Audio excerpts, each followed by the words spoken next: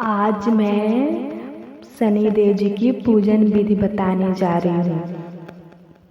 सर्वप्रथम शरीर को शुद्धि हेतु अंजलि में जल लेकर ऐसा कहें, अंजलि जल आप गंगा जल बन जाएं तथा मेरे तन को पवित्र करें और फिर उसे अपने ऊपर छिड़क लें। इसके बाद गणेश जी का सुमिरन करें और उन्हें प्रणाम करें। इसके बाद दाहिनी हथेली में पान, सुपारी, अक्षत, तिल, गंगा जल, द्रव्य और फूल, बेल पत्र और चंदन लेकर इस प्रकार उच्चारण करें, हे शनिदेव, मैं कलयुग वासी हूँ। पृथ्वी लोक में मेरा वास है। मेरा अमुक नगर है, अमुक मास है, अमुक पक्ष है, अमुक तिथि और अमुक नक्षत्र है। आप मेरे समस्त कष्टों को नष्ट करें। मैं आपका संकल्प करता हूँ या करती हूँ। इसके पश्चात हथेली की वस्तु शनिदेव के सिंहासन पर समर्पित कर दें। इसके बाद गंगा जल या साधारण जल से शनिदेव की मूर्ति को स्नान कराएं। इसके पश्चात अक्षत, तेल, बेलपत्र, पुष्प, चंदन तथा पुष्पजलि श्रद्धा पूर्वक समर्पित करें। ऐसा कहकर हाथ जोड़कर क्षमा प्रार्थना करें, हे शनिदेव, आप सूर्य के पुत्र हैं तथा यमराज के भाई हैं। आप ही मेरे आधार हैं। मैं कर्महीन हूँ, क्रियाहीन हूँ। आप मेरी भक्ति को स्वीकार करें तथा मेरी भूल को क्षमा करें। आपको बारंबार नमस्कार। अब मैं शनिदेव की कथा प्रारंभ करने जा रही हूँ। आज्ञा दी गुरुदेव ने दीना शीश झुकाए, कथा कहूँ शनिदेव की भाषा सरल बनाया। सर्वप्रथम श्री सरस्वती को सुमिरन करके, गणपति जी को नमस्कार करके तथा अपने गुरुदेव के चरणों में माथा नवाकर मैं श्री शनिदेव जी की कथा प्रारंभ करती हूँ। यह शनिदेव जो मनवांछित कार्यों को सफल बनाने वाले हैं तथा जिन्हें संकल्प नर नारी और 33 कोटि देवताओं, योगीश्वर, मुनीश्वर ध्याते हैं, वही देव मेरी त्रुटियों को क्षमा करे और मुझे अपनी शरण में ले। मेरे मन में आपके प्रति अगंत प्रेम है। यह बात सब विवादित है कि जो लोग शनिदेव को ध्याते हैं उनके संकल्प मनोरथ सफल होते हैं तथा जो ऐसे देव को भूल जाता है वह इस संसार में महान दुख पाता हुआ नरकगामी होता है और अगले जन्म में पशु की योनि में जाता है। जो कथा में तन मन से कहने जा रही हूँ उसे आप भी सच्चे मन से ग्रहण करें। एक बार संसार में चारों ओर पूजे जाने वाले नवग्रह एक स्थान पर एकत्र हुए। परंपर विविध प्रकार के वार्तालाप करने लगे। जब बात घूमती हुई उस स्थान पर आ पहुंची कि हम नवग्रहों में सबसे बड़ा और सर्वाधिक पूजनीय कौन देव है, तो प्रत्येक ग्रह देवता स्वयं को बड़ा कहने लगे। इस बात पर जब बहुत देर तक वाद विवाद होता रहा और कोई निर्णय नहीं हो सका तो यह तय हुआ कि चलकर इंद्र जी से इसका निर्णय करना चाहिए। अतः वह 9 के 9 ग्रह इंद्र देव के समक्ष उपस्थित हुए। उन सबकी बातें सुनकर इंद्रदेव भी सोच में पड़ गए कि किसे छोटा कहूँ और किसे बड़ा, किसकी श्रद्धा के पात्र बने और किसके कोप के भजन। अंत में सोच समझकर निर्णय ना करते हुए बोले, मैं अल्पविद्ध इस बात का निर्णय करने में असमर्थ हूँ। मुझे तो आप सभी बड़े नजर आते हैं और मैं सभी का आदर सम्मान संभव से करता हूँ। इस पर नवग्रह संतुष्ट नहीं हुए और हट करने लगे कि इसका निर्णय आपको अवश्य करना चाहिए। तब देवराज बोले, आप लोग पृथ्वीलोक में जाइए, वहाँ एक अत्यंत न्यायप्रिय राजा विक्रमादित्य राज करता है। आप उनके पास जाइए, वह अवश्य आपका कोई न कोई उचित निर्णय कर देगा। इंद्र से निराश होकर नवग्रह पृथ्वीलोक में जाने को तत्पर हो गए। देवराज इंद्र ने जब उन्हें वहां जाते देखा तो प्रसन्न होकर चैन की सांस ली। इस धर्म संकट से निकलना उनके लिए सचमुच ही कितना दुष्कर था, पर अपनी चतुराई से अपने ऊपर आए संकट को राजा विक्रमादित्य पर टाल दिया।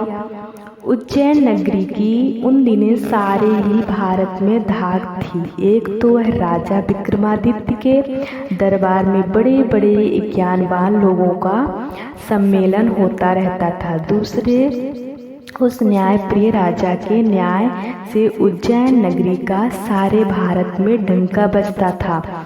स्वर्ग में जब नवग्रहों का निर्णय न हो पाया तो वह अपने अपने विमानों पर आरूढ़ होकर पृथ्वीलोक में आ पहुँचे।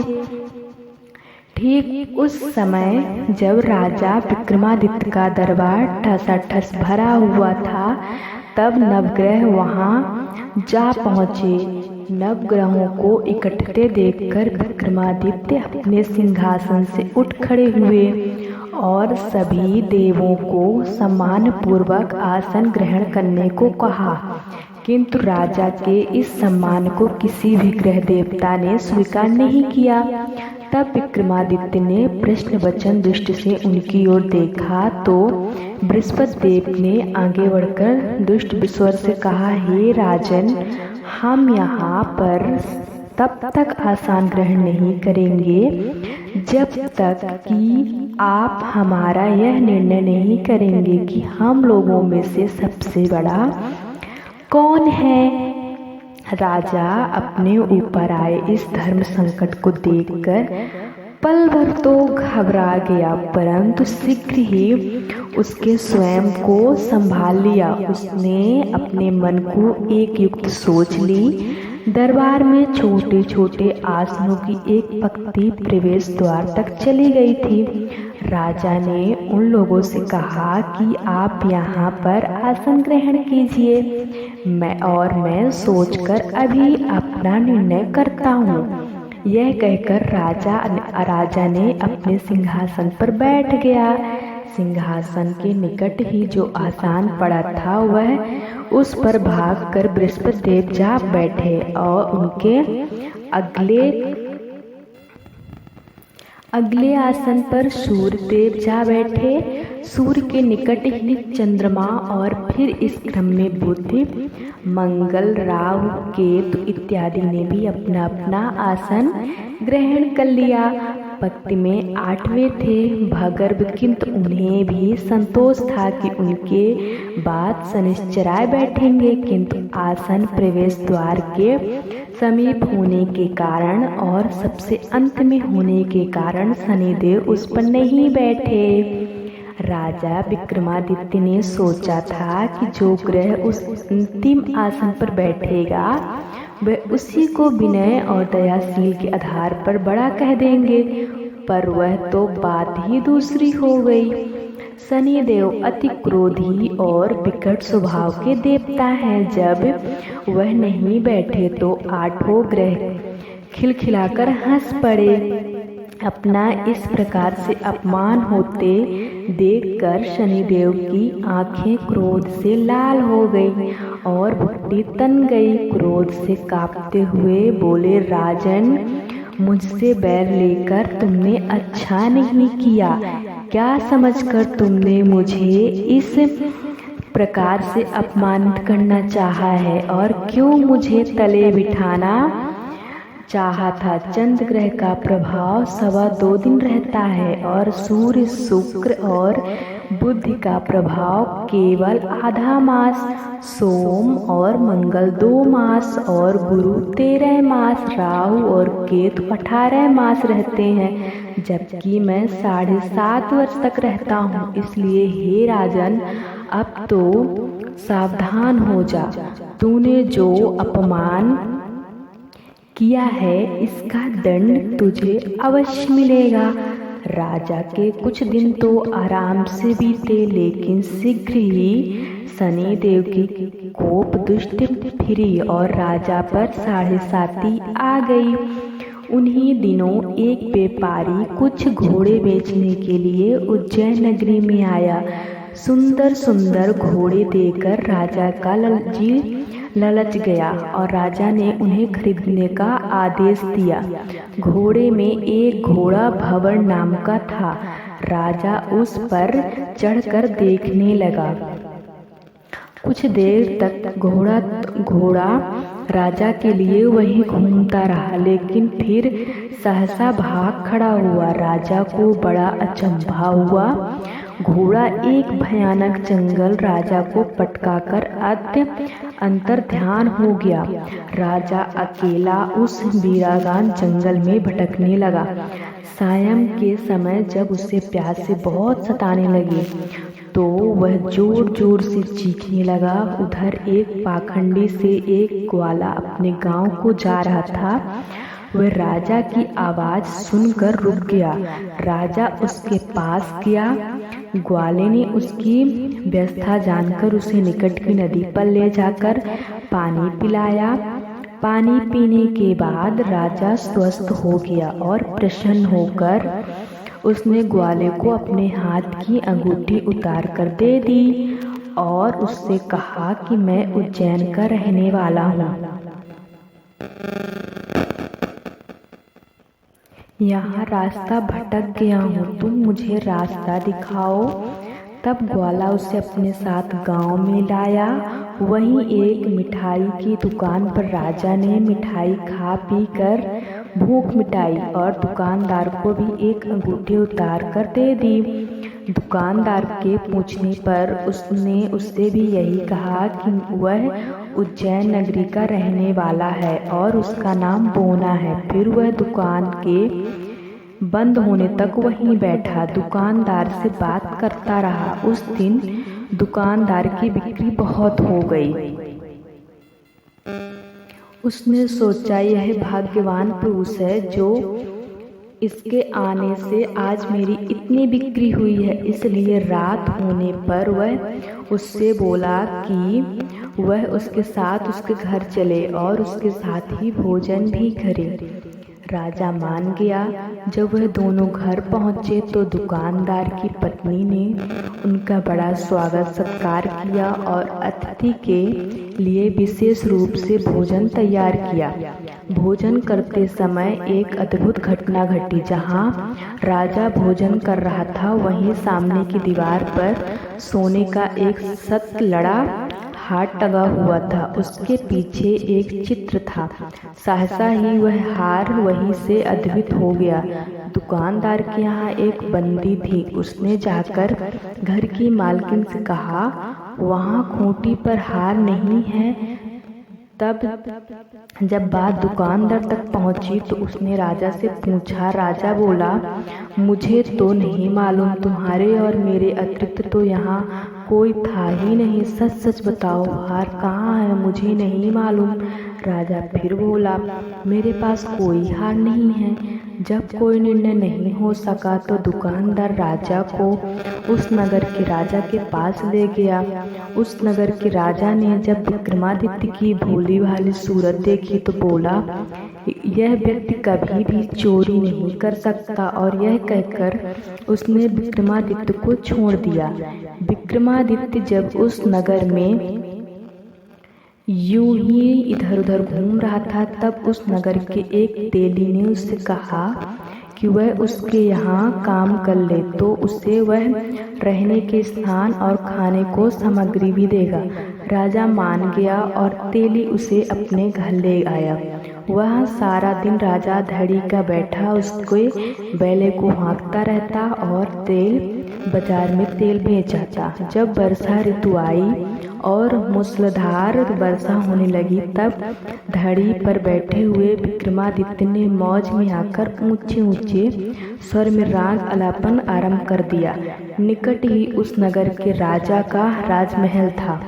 वहाँ खिड़की में बैठी राजकुमारी ने जब राजा का मधुर स्वर में गीत सुना तो वह अपना दिल हार बैठी। उसने बंदी को पता करने के लिए भेजा। बंदी वहाँ राजा को गाते हुए देखकर लौटी तो राजकुमारी से बोली कि वहाँ पर तो कोई अति सुकुमार नवयुवक बैठा मस्ती में आंखें बंद किए गा रहा है। राजकुमारी ने सुना तो उसने अंत जल का त्याग कर दिया। रात तक जब उसने कुछ नहीं खाया तो रानी ने आकर उसे समझाया, पर वह बोली कि वह तो उस गाने वाले से ही शादी करेगी। रानी ने जाकर राजा से कहा कि राजकुमारी एक तेली पर मोहित हो गई है और उससे ब्याह रचाना चाहती हैं। राजा ने सुना तो बहुत क्रोध हुआ। उसने तेली के घर से विक्रमादित्य को बुलाया और उसके हाथ कटाकर जंगल के फेंकवा दिए। यह बात जब राजकुमारी को पता चली तो वह और भी अपनी बात पर दृढ़ हो गई। बोली, मैंने तो अब उसी को भर लिया है, मन में ही, वह चाहे कैसा भी हो उसी से विवाह करूंगी। बेटी की हट देखकर लाचार हो गया राजा। दोबारा विक्रमादित्य को नगर में बुलाया और उससे राजकुमारी का मालूम ढंग से प्रणाम ग्रहण कराया और एक साधारण मकान में दोनों को बसा दिया। दोनों वहीं रहने लगे। एक दिन जब विक्रमादित्य सोया था तो स्वप्न में उसे शनिदेव नजर आए। विक्रमादित्य ने उनके सामने नमस्कार किया और क्षमा याचना की। शनिदेव ने उसे आशीर्वाद दिया और बोले, अब तुम्हारी 7.5 साल खत्म हो गई। राजा बोला, मुझसे जो गलती हुई उसके लिए मुझे क्षमा कर दीजिए। शनिदेव ने मुस्कुराकर उसे आशीर्वाद दिया और राजा को दोनों बाजू द्वारा वापस निकलवाए। राजा ने अपनी पत्नी राजकुमारी को रात को जगाया नहीं। वह रात को उससे के गले में अपनी बाहें डालकर सो गया। सुबह राजकुमारी की आंखें खुली तो उसने अपनी गर्दन के बाहें पड़ी देखी तो वह चौंक कर उठ गई। लेकिन शीघ्र ही विक्रमादित्य ने जगकर उसको सब बातें को अवगत करा दिया। जब वहाँ के राजा को यह बात मालूम हुई तो वह भागा आया और उस अपंग को फिर से स्वस्थ देकर चकित रह गया। उसको भी विक्रमादित्य ने यही कहा था कि यह सब शनिदेव कृपा का फल है और विक्रमादित्य ने अपना वास्तविक परिचय भी उस राजा को दिया और सारा किस्सा विस्तार से सुनाया। सुनते ही राजा विक्रमादित्य के चरणों में गिर गया और क्षमा याचना करने लगा। बस यह खबर शीघ्र ही सारे नगर में फैल गई। दुकानदार को जब यह खबर मिली तो वह भागा आया और विक्रमादित्य के पांव पर लौटने लगा। विक्रमादित्य ने उसे उठाकर आसन पर बिठाया और कहा, तुम घर जाकर उस खूंटी पर देखो, हार टंगा होगा। और सच ही दुकानदार ने देखा, हार टंगा पाया। राजा ने नौकरानियों के साथ लश्कर समेत विक्रमादित्य को विदा किया। राजा विक्रमादित्य जब राजकुमारी को लेकर अपनी नगरी उज्जैन में लश्कर समेत पहुंचा तो सारी नगरी में उत्सव छा गया। अपने राजमहल में प्रवेश करने से पूर्व विक्रमादित्य ने नवग्रहों की पूजा की और शनिदेव को सुरक्षित स्थान दिया। साथ ही उसने नगर भर में ढिंढोरा पिटवा दिया कि शनिदेव मनवांछित फलों को देने वाले हैं और नवग्रहों में सर्वोच्च स्थान रखते हैं। इस प्रकार शनिदेव को मानकर विक्रमादित्य ने अपने राज्य, यश और कीर्ति को प्राप्त कर लिया। बोलो श्री शनिदेव जी की जय। बोलो शनिदेव ग्रह की जय। जैसी सुनी तैसी कही, इसमें झूठ न सांच। विक्रम भूपि इतिहास को सजनो देखो वंच। सुने सुनवे शनि कथा गावे जो चित लाए। सत्य वचन है संत का, बह को संकट जाए।